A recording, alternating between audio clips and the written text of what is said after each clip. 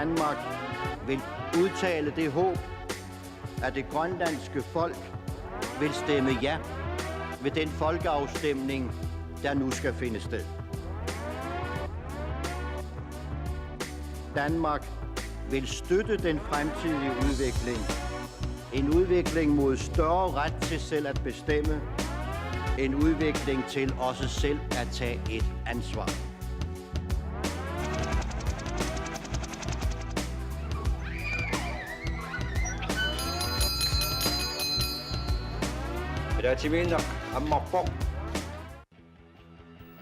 Keräälit nunata kangia 1970.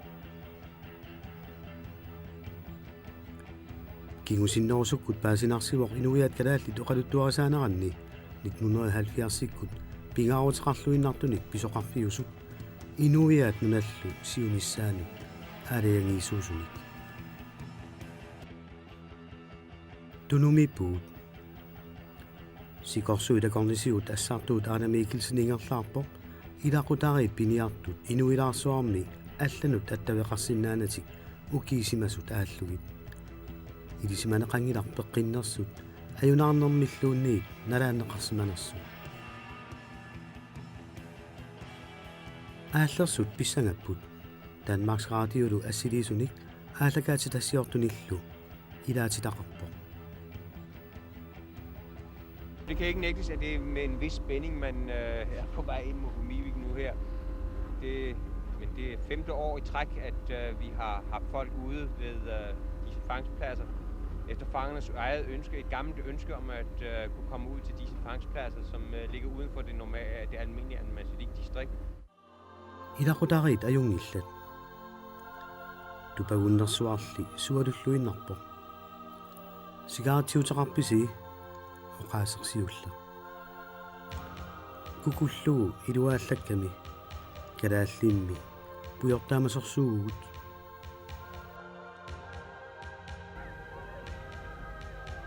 Piniartut ukiornaallugu siulimittut pingortitamiissimasut peqqipput takujuminarlutillu. Pisaqarluarsimapput maannalu tasiilamut uteqallarput aallaqqinnisaminnut piarersariartorlutik. Tasiilami taanskit nalagaaffiata sinniisaasa akornanni oqaluuserineqarpoq maanna tasiilappigisaani inuit amerluallaalersimasut pingortitallu pigisaasa napatissinnaajunnaarsimagai. Inuit 2500-jut angusimavaat inuillu amerluallaalermata sinneruttut nunatta sinneranut Danmarkimulluunniit akuerisaminnik nuunneqarnissaat eqqarsaatigineqarpoq. Så det er jo helt afgjort, at distriktet som sådan, med en befolkning på 2500 mennesker, der må ske en absolut frivillig fraflytning, om det skal være til Danmark, eller om det skal være til vestkysten, det kan være lige mig. Men distriktet kan i sig selv ikke ernæringsmæssigt bære den befolkning. Tidligere jeg var her, der var vi allerede inde på, at når vi nåede 2000, så mente vi, at så måtte grænsen absolut være nået. Nu nærmer vi os de 2500. Ukiortaanna tasiidami suliffisaaleqisuqangila piniartullu kinguaavi sanaartornermi sullipput. Siunissaalli nalunarpoq nalagaaffiummi aningaasulistissaai ukiunut sisamanut tullarnut taamaallaat missingersuusiorneqarsimat. Er der nogen forskel på grønlandsk og dansk arbejdskraft? Arbejdsmæssigt set, der synes jeg altså ikke, der er. Nu er det jo udelukkende ufaglærte folk, jeg bruger. Men jeg har i hvert fald mange gode folk. Det kniver lidt med, det er maskinfolkene og chaufførerne. Jeg har jo 7 maskinfolk og chauffører, og det er jo altså, som man siger, at det kniver lidt med, at de kommer. Er det især lige efter lønningsdagen? Ja, det er lige efter lønningsdagen. De får jo løn fredag middag, og så skal man passe mægtigt på dem, hvis man vil holde dem fra flasken om eftermiddagen. Men i løbet af aftenen også, så går det jo alligevel los, og så er det mange af dem, de udebliver om lørdagen. Man kan ikke regne med mere end 50% møde deltagelse om lørdagen. Hvor meget tjener de nu her? Ja, nu i den tid her tjener de jo ret godt. De har jo akkord på de fleste stykker arbejder. Og vi har mange timer i øjeblikket. Og de mest stabile af dem, de kan godt ligge på en 650-700 kroner. Hvor meget vil en udsendt dansk håndværker tjene? Ja, med så mange timer, der vil han nok tjene det dobbelte, hvis det forslår.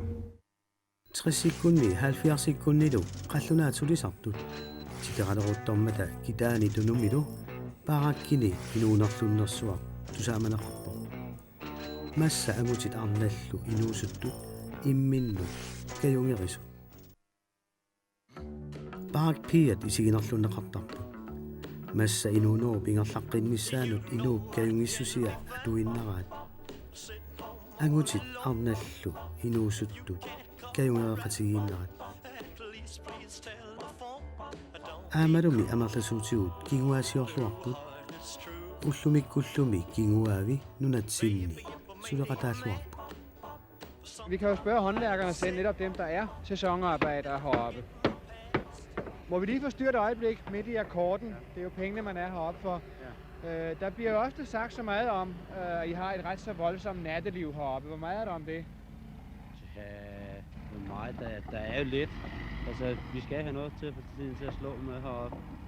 Og voldsomt, det vil jeg just ikke sige, der er. Vi kan holde vores fester her.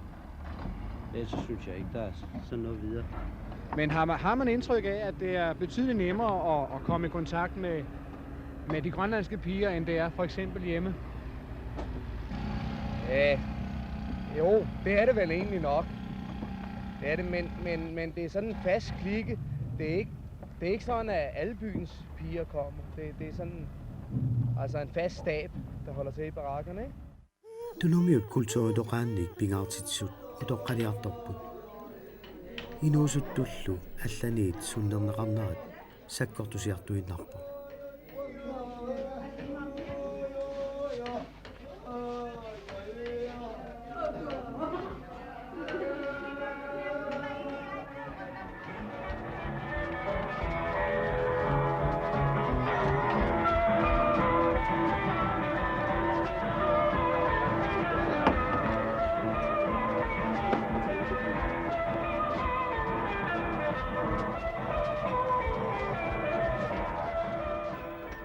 ukiortaanna sisimiuni Knud Rasmussen i Pauskuliani inuusuttut ataatimersuarput ilaatigut taanskit nalagaaffiata nunatsinut aningaasaliisutigisartagaasa allatut atorneqarsinnaaneri oqaluuseriniarlugit inunnik eqiterinnersuaq kukkunertut taaneqarpo inuillu naliginnerusumik atueqalernissaat sulisutiaqquneqarpo kalaallit oqaasiisa atuarfinni pingaarnerulernissaat pillugit inuusuttut peqataasut oqaasqaateqarput atsioqataasullu ilagaat Lars Emil Johansen naalakkersuinermi nutaraalluni ataatimersuarnerullu kingorna politikerit pingasut suleqatigiilerput tassaasut Moses Olsen Lars Emil Johansen aamma Jonathan Motzfeldt politik nutar kalaallinit aqunneqartoq aallartippo Sjornatiut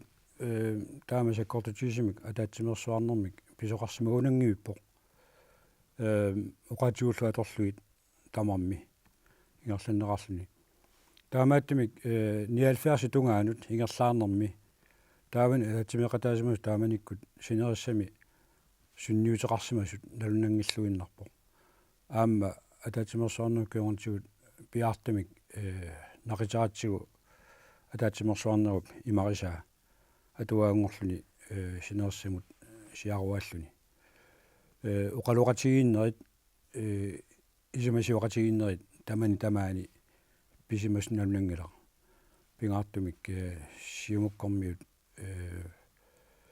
bibiliattu uqaatigissagutsigu nalunangilluinnarpoq sunniuteqarluarsimaso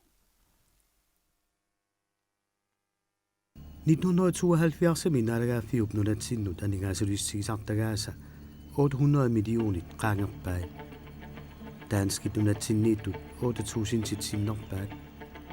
Sanartorneruissuarsuli ingerlavor. Inuillu illoqarfinnut eqiterneqarnerat ingerlarsorpoq. Kalaallit nunaata avammut mioqutissiornarminit 123 millionit isertippaai. Nioqutisanilli eqqusuinerminut 550 millioner kronit atorlugit. Suliffisaaleqisut anerliartuinnarput 3000 tillu qanilliartuinnarpaat. Grønlands Råd sillimmartarpoq. Suliffisaaleqisullu 1974-mi pingajoqarterutaanangornissaat anguniarneqassasoq siunniunneqarpoq. Ukiuni taakkunani kalaallit inuusuttut taalliortut saqqummeqarput.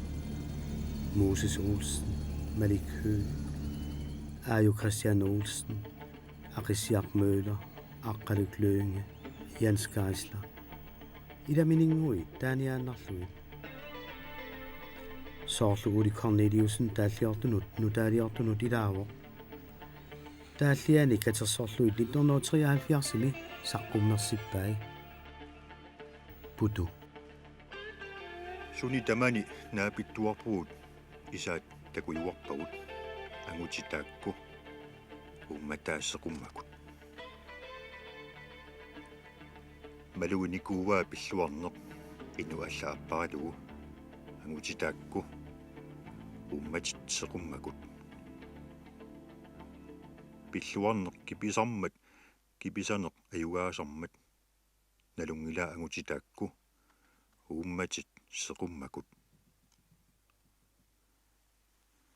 Qimagaaneq qasilitsoq maqaasineq kipisuitsoq kiserliorneq aap kiserliorneq inuuneraat inuitaakku ummatit seqummakut. Tungavika tammat qaangiuttoqajutormat nutaaqquyaarilerpaat inuitaakku. Tamanilli inuusuttut akornanni siammarnersaavaq taalliortoq inuusuttoq Malik Høgh. Malik Høgh nipilersoqatini sumi peqatigaluit 1973-mi nuusiorpoq аллангуиллуиннартумик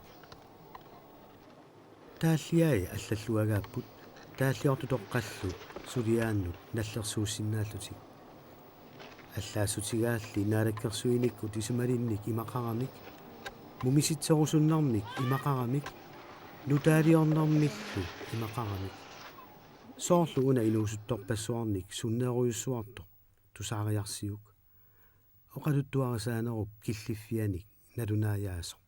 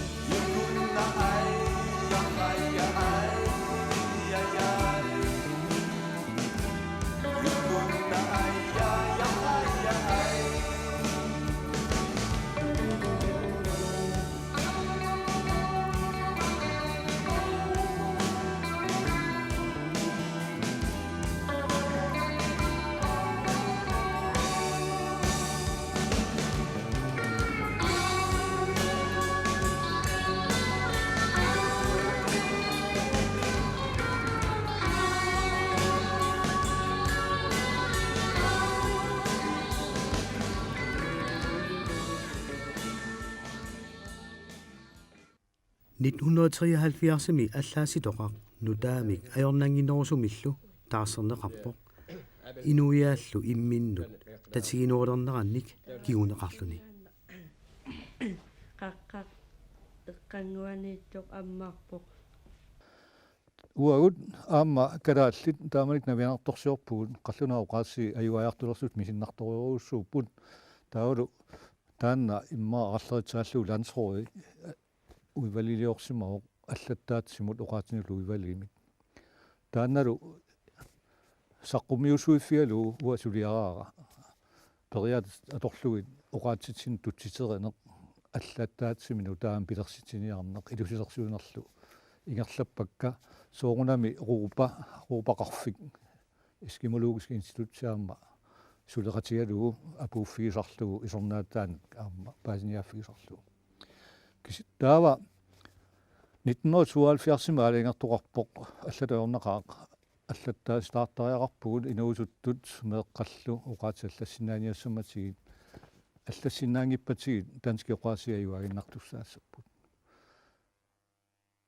Kalaalli tatuakkiortut tusaamанеқарлуартут илагаат Ule Brandt пиниартуллу кигуариит пиллуи татуаккиаа қооқа 1970-иккут ааллартиннерини илақутарииппассуит раатиуккут атуффассисутигинеқартоқ тусаарнаартарпаа икаасаат имаанут аллассасуиниарлугу эққумигаат qulumi saattui toqqaannarlugi aallarmat qulumi saattullu икаасаатсигут qulumimmiut иллоқарпиаттунгаанут тааматарриппоқ уллуп иларсуа мулугами аггиусаартор исииннаарпаат унингагуни ааллаққиттара тикиппор сутақаани таамаалла паатит унаарлу аватарлу илисарнарлу иннарту нассутаралуит ангерлап писатай анера исраилуаами неринанилу оқаанилу накангаанна галуттугилерлу аперсорнерангила сивитсуллартор массимериарлуник пилерпо тассани qeertami ukeeqqissaaluorutta iluasssimangilagу аллиақутоққартаалерсут исмақатигумма нунавиуп илаанут укиарторалуарниарта укиуссамут исималлуутисақаруннарсигу ukiuni taakkunani eqqumitsuriortut inuusuttut saqqummeralorput 1972-milu Hans Lønge Bodil Kolonnillu sulisutigisaannik nuummi eqqumitsuriornermik ilinniarfik pilersinneqarpu 1972-mi qullissat matuneqarput inuisalu kingulliit nunaminnik persitaanerat aaqqaluk Lønge Pia Kirkebyllu filmiliaraat naalakkersuusut oqarput tassagoo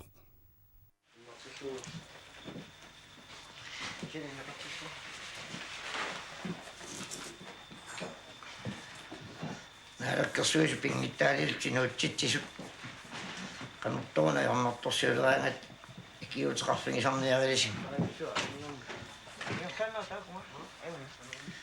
wa isimalluarpallaanginnam paamiunnuunnis qornissaanalluinnarlornerangua kalunniimuku inerortungui sulipseqassanersut sulinalunarluinnar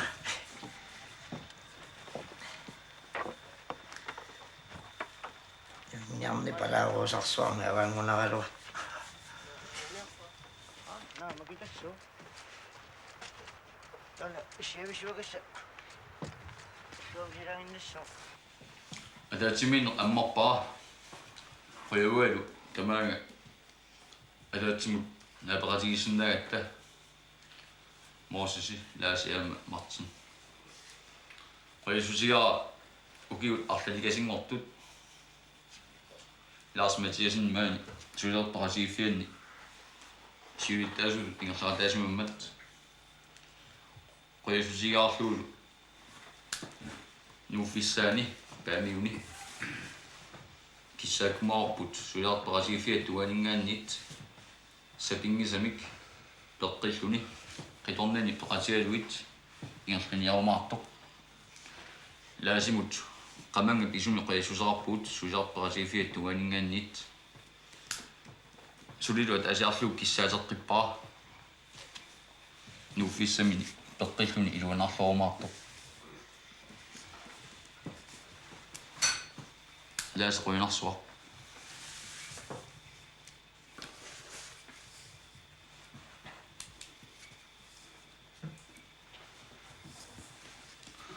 ammualahut resultaatpuissa man syysat partifiet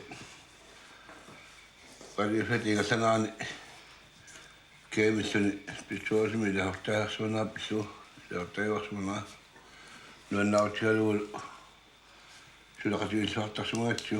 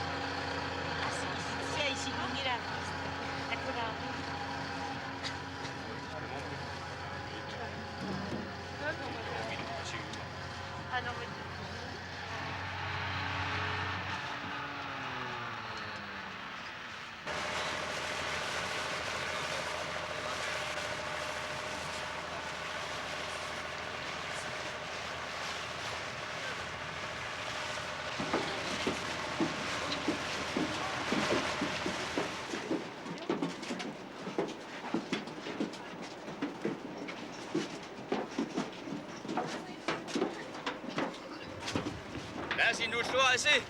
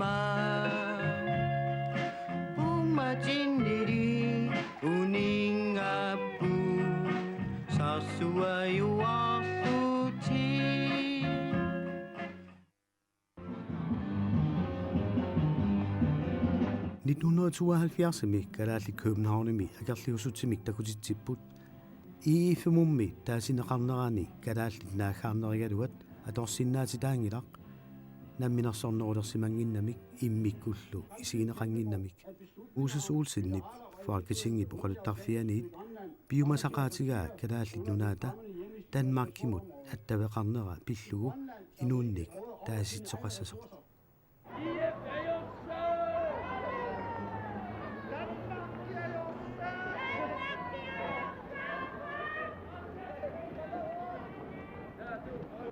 på det økonomiske politiske område må vi søge at finde løsninger, der sikrer, at den nødvendige støtte, der må komme udefra, i langt højere grad end hidtil, udgør et led i landets egen indre udvikling. Hvis vi ikke sikrer dette, kan støtten aldrig for alvor komme til det grønlandske samfund til gode. En alt for stor del af støtten i dag går jo fra de danske arbejdere stærkt skattebebyrdede lommer ned i den danske store kapitals pengekasse. 1973 med marmorik af Mannerapper. Greenix sulisattu 250 sulisoratuit aallartippo. Aqerlusamik sinkimillu piaalluni. Qallunaat svenski kanadamiut allamiut kalaallillu ikittuinnaat sulisoineqarput. Allamiuniillu akissarsialunnerullutik. Ukiorlusiuller piginnittut 76 millionerik iluanaaruteqarput. Kingorna kalaallit maamorlimmi sulisut anerliartorput. Safiugassallu arrormaatsut pingortitamut sunniutai sunaaffa kingorna tutsiukumaartu. Taavistreeni uliasiornissarpilo saarutaalerpo. Naatorsuutiineqarporlu umiarsuarlu taaliaalluinnartor misissuinorni atorneqassasoq. Kingorna piffinni allani nunami imaanilu uliasiorner pisilinneqartarpo.